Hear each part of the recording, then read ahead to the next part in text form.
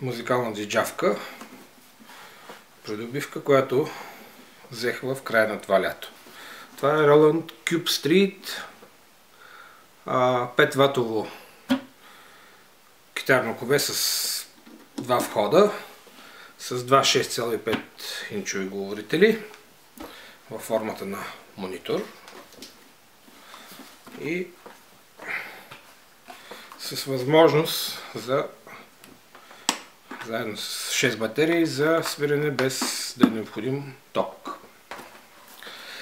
Кубето има два канала. Единият канал е вход за микрофон, той е комбиниран, или вход за жак, моножак, за някакъв инструмент, китара, пиано, акустична китара и каквото и да е.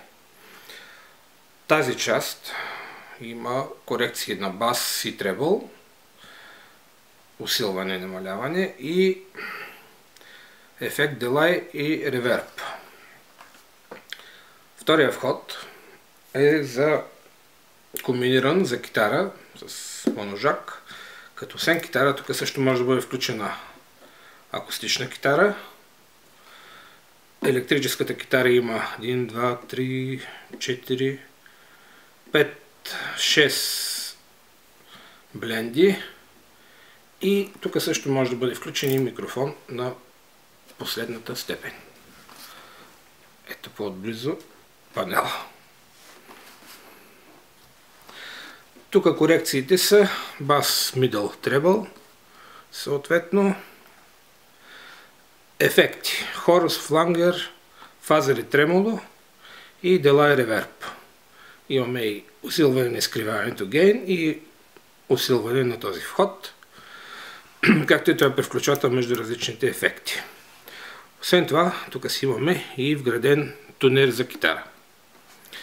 И в последната част той има малък стереожак вход за външен източник, може да се върже компютър, MP3 плеер, телефон или каквото и да е, което подава музика, и стереослушалки, това е копчето за включване. Първо малко критика към това нещо. Това нещо е много малко и много леко, и като го сложиш на земята, тъй като канала на китарата е моно. Навсякъде, където казвам, че входът на китарата е моно, да се разбира, че входът на китарата е едноканален. И всяко превключване трябва да се навеждаш. Можеш и да му сложат отдолу на дупка за стойка, обаче не са се сетили. Също така тая дръжка е малко странна. Следно да ядеш вафла на широката страна, дръжката трябва да бъде някъде отстрани. На гърба има вход за ток, батериите и два входа за фут свича, съответно за двата канала. Значи, входа, който е за микрофон или за друг акустичен инструмент, има включване и изключване на ефекта с единия педал и втория педал включва и изключва звука на входа, т.е. мютва. Един професионален певец би си изключил ефекта между песните и приказките между песните и съответно спиране на самия звук, за да не се получава микрофония. Втория фут свич, отново отвън, включва и изключва ефекта и делай и реверба. Втория. Това са, за съжаление, входа за китарата е моно, т.е. няма включване и изключване на чисти гейн канал.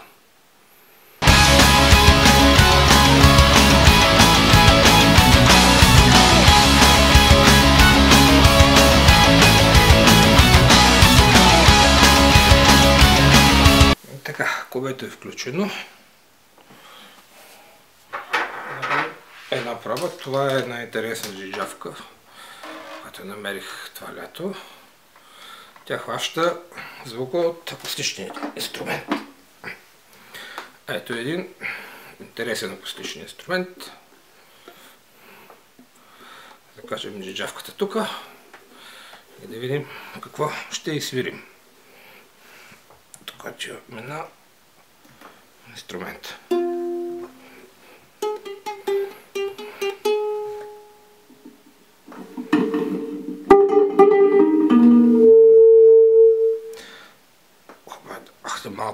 ехото.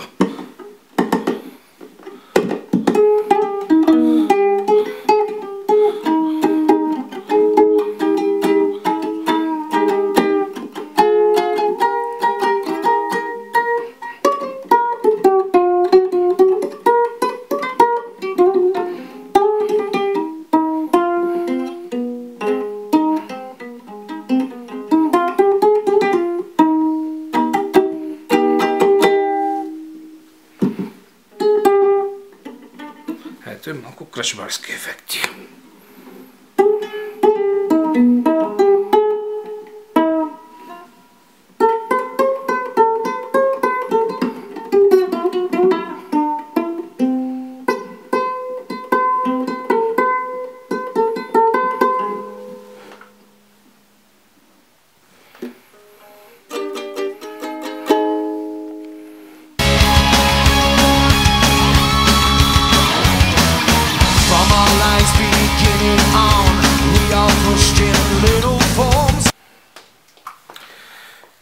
Също така там може да се включи и пиано, обаче това, което най-много употребяваме е микрофона, като микрофонен вход.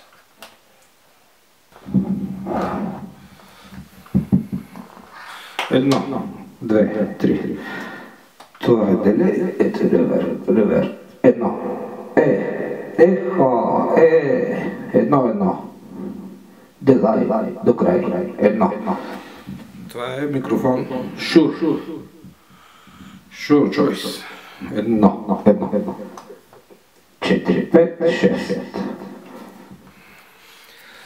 Така, време е да пробваме китарния вход.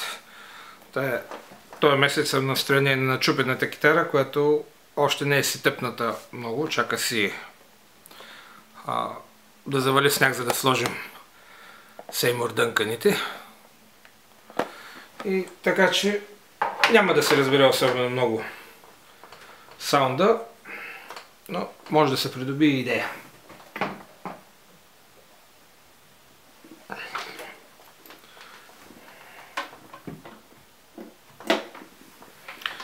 Така.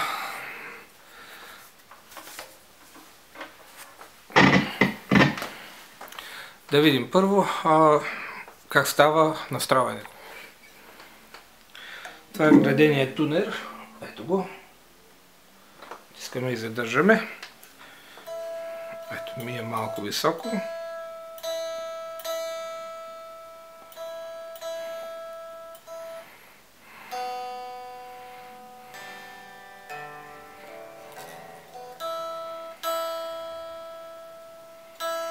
И горе-долу това е настройката. Това е JS канала, който би трябвало да бъде Roland Jazz Chorus. Това е без ефект.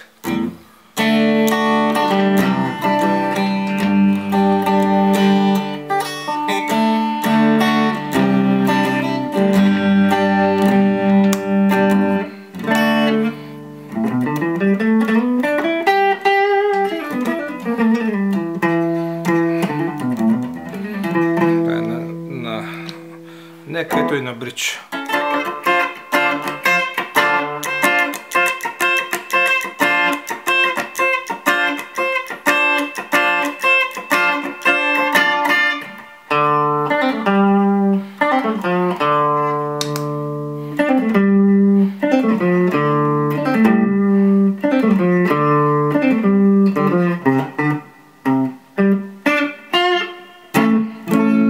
Това беше този канал. Минаваме към Black панела. Black панела би трябвало да бъде Fender Twin Reverb.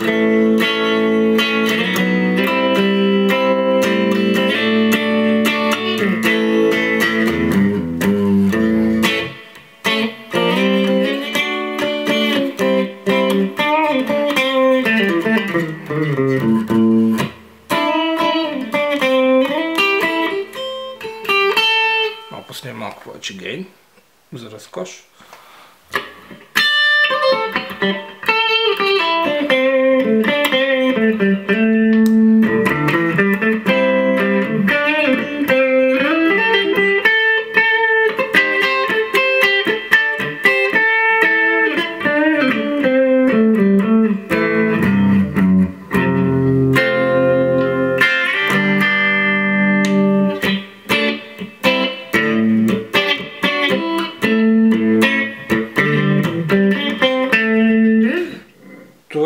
комбото, което би трябвало да бъде Vox.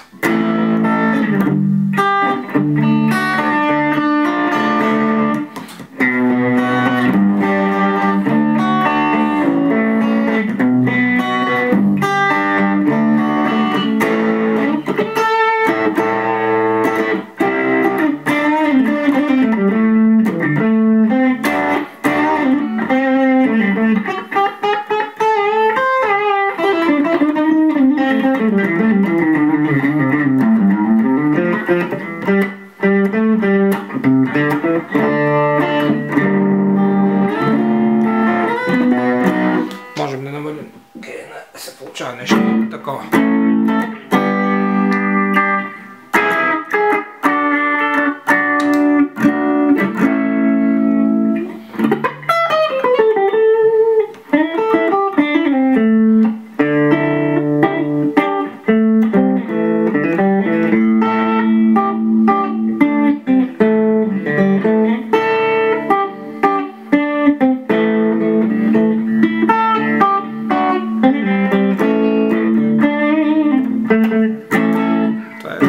Хубава, приятна бленда за акомпанимент. Класик стака, това е Marshall Heavy Rock от 80-те, нещо обаче не му се получава на това кубе.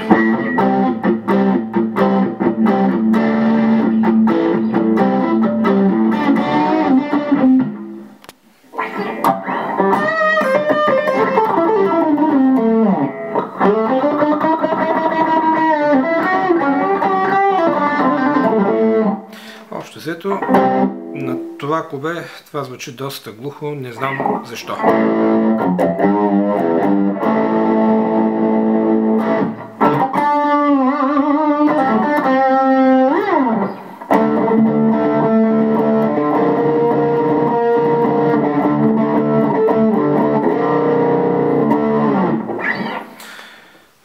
Въпреки всичките ми опити, не можах да го накарам да звучи малко по-отворено.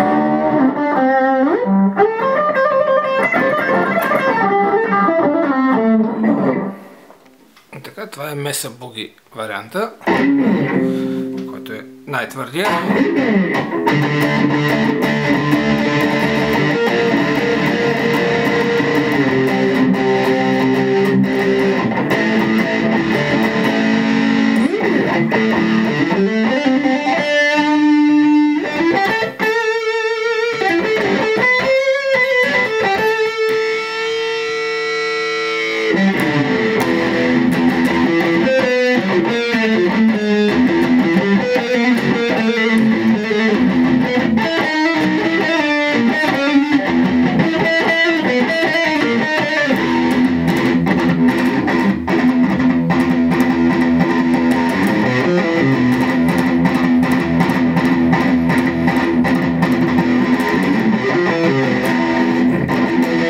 Нещо такова.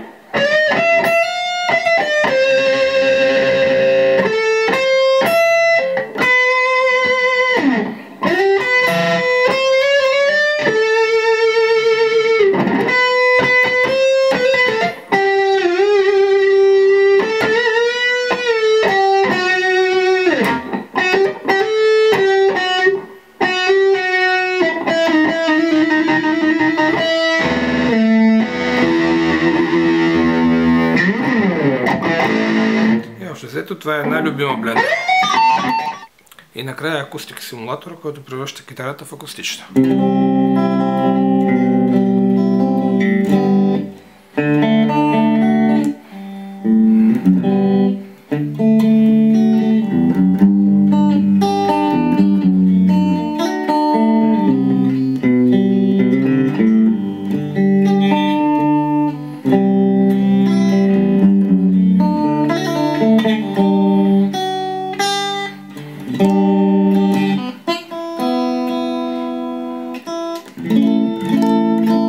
Тук е мястото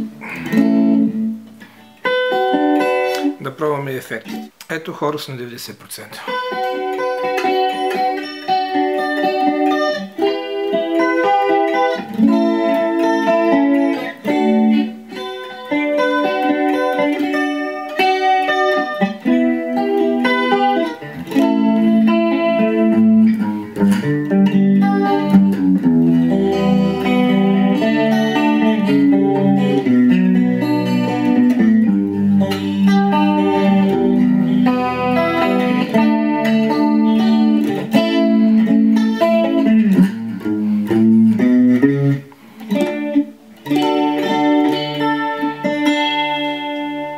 Флангера.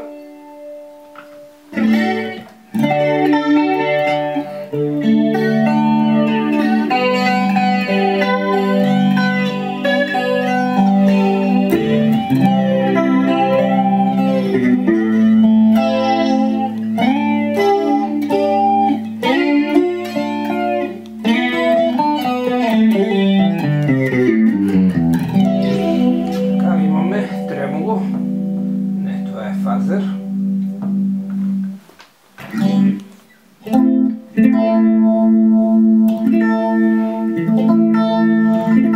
Впрочем, ето как звучи фазера на другия канал.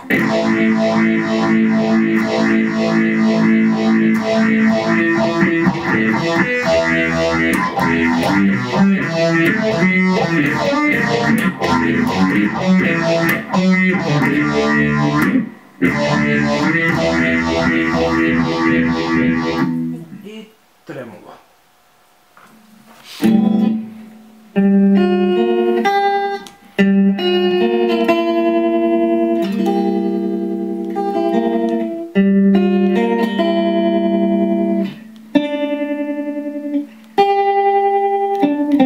Ето е намръсния канал.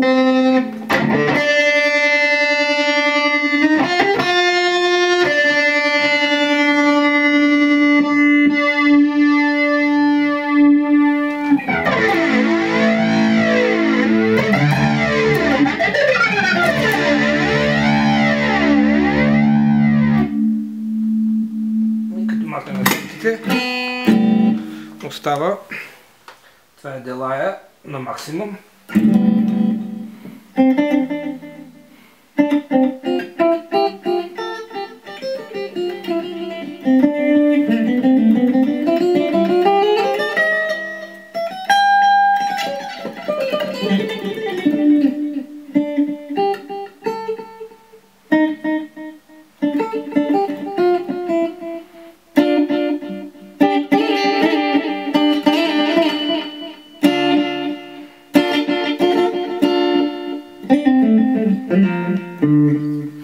Ето го е намръсен канал.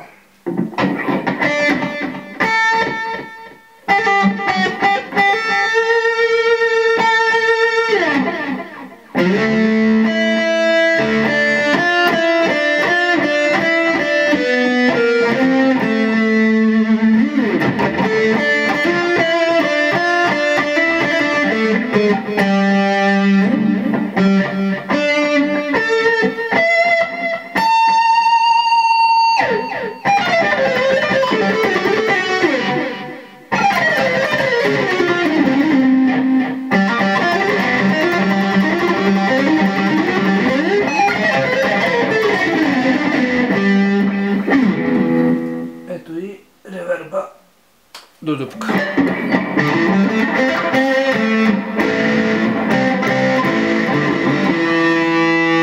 Ето го и на чист канал.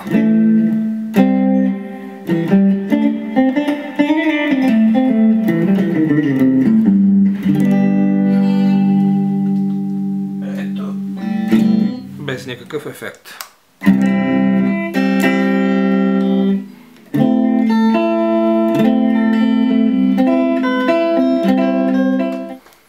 Така, ето и някои от другите плагинки, които може да направи машината.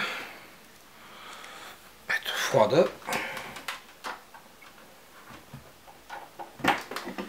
Той се управлява от усилването на вашето устройство. Ето едно iPod-че.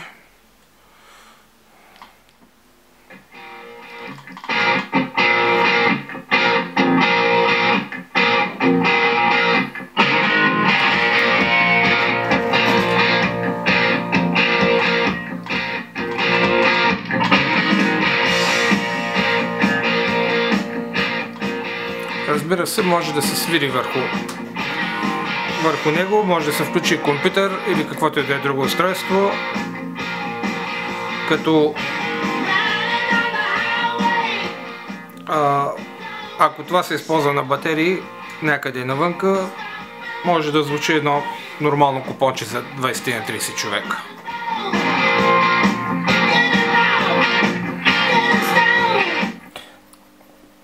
На практика това обаче е най-ползваната функция в момента. Функцията за караоке.